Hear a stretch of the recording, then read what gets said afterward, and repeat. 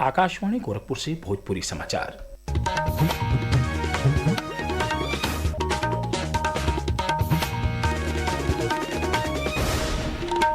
नमस्कार, समाचारन के साथ हैं हम वेद प्रकाश पाठक। नया संसद भवन में उपराष्ट्रपति चुनाव बदे आज दिन में वोट पड़ल। अजुए वोटे क गिनती हो रहा हो। ए चुनाव में सीपी राधाकृष्णन राष्ट्रीय जनतांत्रिक गठबंधन एनडीए के उम्मीदवार हमें, वहीं इंडिया गठबंधन बी सुदर्शन रेड्डी के अपन उम्मीदवार बनौले हो। उपराष्ट्रपति पद खातिर प्रधानमंत्री नरेंद्र मोदी आज सबसे पहले वोट डलने। मुख्यमंत्री योगी आदित्यनाथ आज बस्ती जिला में अखिल भारतीय शिक्षा संस्थान विद्या भारती का सरस्वती विद्या मंदिर वरिष्ठ माध्यमिक विद्यालय का उद्घाटन कैले। एह मौका पर अपने संबोधन में मुख्यमंत्री कहने की कौनहू देश का शक्तिशाली समर्थ और आत्मनिर्भर भइले का शुरुआत ओई जाके शिक्षा से होला। याद रखना, कोई भी देश शक्तिशाली हो, समर्थ हो, आत्मनिर्भर हो, इसकी शुरुआत होती है शिक्षा से। दुनिया के अंदर जब समृद्धि की चर्चा होती है और उनके द्वारा जो पैरामीटर तय होते हैं, उस पैरामीटर में सबसे पहला पैरामीटर आता है शिक्षा।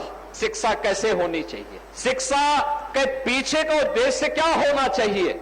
शिक्षा के बाद फिर स्वास्थ्य को प्राथमिकता दी जाती है, स्वास्थ्य के बाद कृषि और जल संसाधन को प्राथमिकता दी जाती है। इसके उपरांत कौशल विकास और रोजगार को, एम्प्लॉयमेंट को उसके बाद इसके साथ जोड़ा जाता है, और फिर पर्यावरण को ध्यान में रख करके किस प्रकार का विकास हो जो पर्यावरण के अनुकूल हो। ये सभी पैरामीटर तय करने के बाद ही ये तय होता है कि अगर ये पैरामीटर आप तय कर रहे हैं तो समग्र विकास के लक्ष्यों को प्राप्त करने में सफल हो पाएंगे।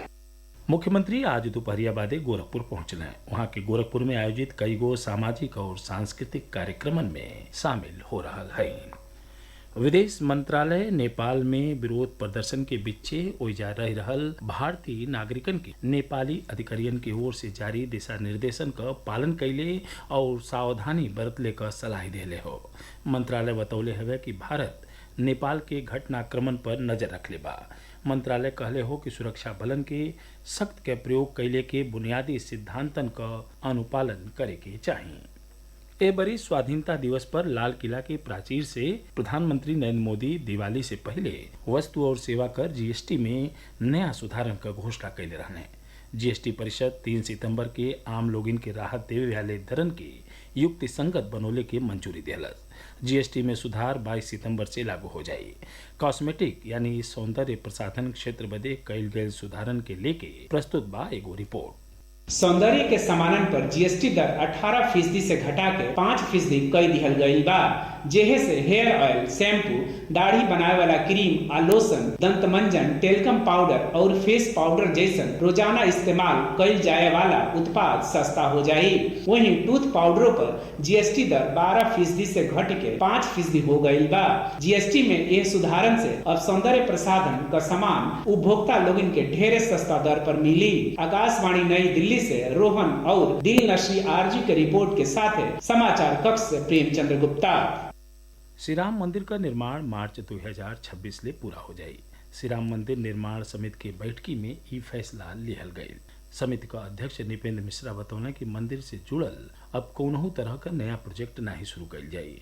वहाँ के बतौने कि मंदिर परिसर में बन रहल तीनों प्रवेश और निकास द्वार जल्दी आकार ले ली। ये सजो दुआरिन का नाव प्रसिद्ध संतन के नाव पर रख जाये। आवे वाला त्योहारन पर यात्रियन का होखे वाली भीड़ के देखत पूर्वोत्तर रेलवे जौनपुर होत पूजा स्पेशल गाड़ियन का संचालन करी। ये जानकारी पूर्वोत्तर रेलवे बनारस का जनसंपर्क अधिकारी अशोक कुमार देना है। वहाँ के बतौनी कि यह ट्रेनन का संचालन आवे वाला 26 सितंबर से 28 नवंबर के बीच हुई। ये ट्रेन बिहार के छपरा से चल के जौनपुर होत गुजरात के उधना स्टेशन ले चलावल जइए। प्रदेश के प्रयागराज, आगरा और मथुरा के सतही कई गो और जिलन में बाढ़ का हालत गंभीर बनल बा।